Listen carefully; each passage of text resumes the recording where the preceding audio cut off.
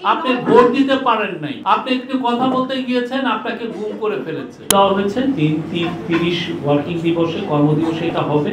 আপনারা ততদিন পর্যন্ত একটু ধৈর্য ধরেন। অ্যাডভাইজার বলেছেন ইলেকশন ডিসেম্বর থেকে জুনের মধ্যে হবে। আমার জানা মতে ওনার কোনো পার্সোনাল প্রপার্টি নেই। এটা এনসিপির বিষয় না, এটা সমস্ত পার্টি যারা জুলাই গণঅভ্যুত্থানের ছিল সবার এখানে সাপোর্ট আছে, এবং আমি মনে পুরো বাংলাদেশের মানুষের সাপোর্ট আছে যে এই ডিসিশন ইন্টারিম গভর্নমেন্ট নিয়েছে। আপনি দেখেছেন কোথাও কোনো প্রোটেস্ট হতে? হ্যাঁ, কোথাও এটা পুরো ইউনিভার্সাল একটা সাপোর্ট আছে। সবাই জানে যে এদের দ্বারা কারো কোনো ধরনের কোনো হিউম্যান রাইটস ছিল না। আপনি ভোট দিতে পারেন নাই, আপনি একটু কথা বলতে গিয়েছেন, আপনাকে গুম করে ফেলেছে। আপনি 9 মাসে আমাদের তরফ থেকে তো আমরা দেখেছি, তাদের আচরণটাও দেখেছি। আপনি দেখেন 1400 লোক ইউএন বলছে, কিন্তু আমাদের হিসাবে এটা আরো বেশি, 2000-এর মতো। তো 2000 লোক মারা গেছে, তাদের মধ্যে কোনো অনুশোচনা আছে? তাদের মধ্যে কোনো ধরনের কোনো কেউ বলছে যে না সরি এই ঘটনাটা ঘটেছে, আমি এটা ইয়ে না। অথচ ইউএন এর রিপোর্টে দেখেন স্পষ্টভাবে বলা আছে হাসিনা কি কাজটা করেছে, স্পষ্টভাবে বলা আছে যে কি রোল ছিল, আওয়ামী লীগের লোকরা কি করেছে, হাসিনা কি করেছে, স্পষ্টভাবে বলেছে। এটা শুধু তো না, এর আগে তো গুম হয়েছে, খুন হয়েছে। তো এর ফলে কি জনগণ দেখতে চেয়েছিল যে আওয়ামী লীগের মধ্যে অনুশোচনা, তাদের মিনিমাম অনুশোচনা। এবং 2012 সালে তো ওদের আওয়ামী লীগের জামাত ইসলামের বিরুদ্ধে অ্যাকশন নেয়নি না। বর্তমান সরকারের অবস্থান হচ্ছে আগে আওয়ামী লীগ কি করেছে? আওয়ামী লীগ তো 15 বছর ছিল, আওয়ামী লীগ 15 বছর ছিল না, তখন এই কোশ্চেনটা ওদেরকেও করতেন।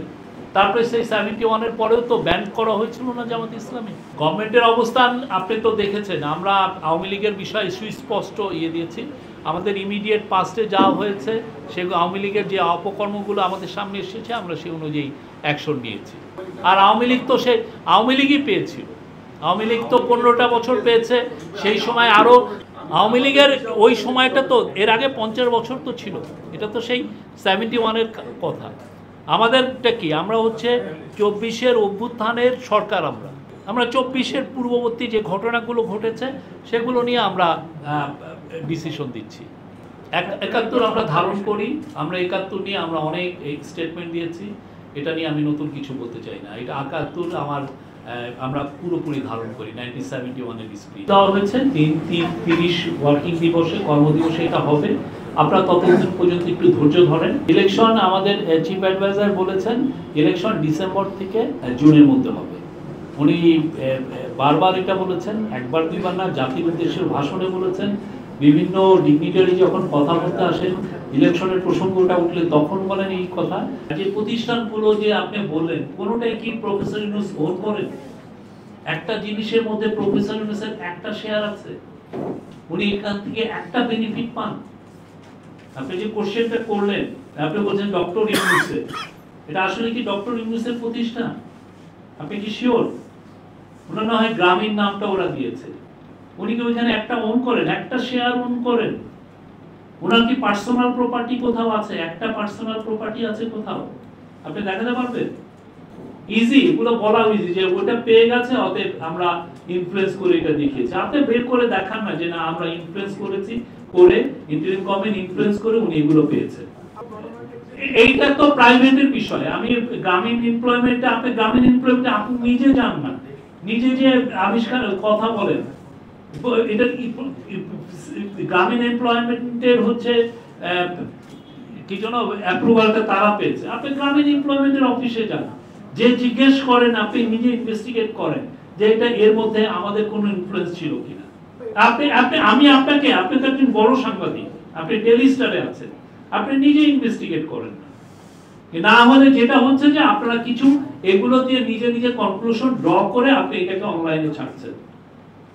আপনি নিজে ইনভেস্টিগেট করেন।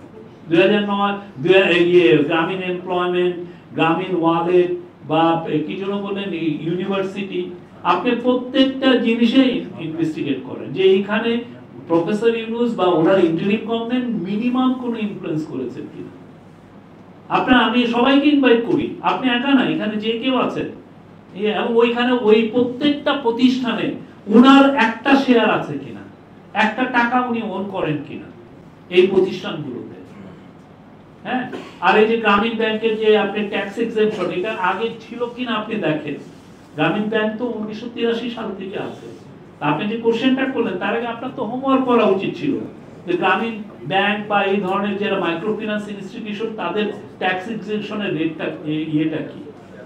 আমরা আপনাকে ইনভাইট করি, আপনি নিজে যখন কোশ্চেনটা করছেন প্রত্যেকটা জায়গায় যান, প্রত্যেকটা বিষয় আপনি খতিয়ে দেখেন ওইখানে কোনো ধরনের কোনো ইয়ে করা হচ্ছে না। যদি গভর্নমেন্টের কোনো ইনফ্লুয়েন্স পান আপনি বের করেন, আর দেখবেন যে এখানে প্রফেসর ইউনূস কোনো ধরনের কোনো বেনিফিট নিয়েছেন কিনা, উনি এগুলোর ওন করেন কিনা। একটা আমার জানা মতে ওনার কোনো পার্সোনাল প্রপার্টি নেই, আমার জানা মতে ওনার কোনো ধরনের কোনো, উনি একটা গাড়িও ওন করেন না। এগুলো যারা বলছেন আমি সবাইকে ইনভাইট করবো যে আপনি যে ছড়াচ্ছেন, যারা অনলাইনে এগুলো ছড়াচ্ছেন আপনারা ইনভেস্টিগেট করেন। হসপিটাল স্টাফ এবং নার্স নেওয়া হয়েছিল এবং ওর পরে 2009 পরে 2010 সালে আপনি যদি দেখেন গ্রামীণ ক্যালেডোনিয়ান কলেজ করা হয়েছিল।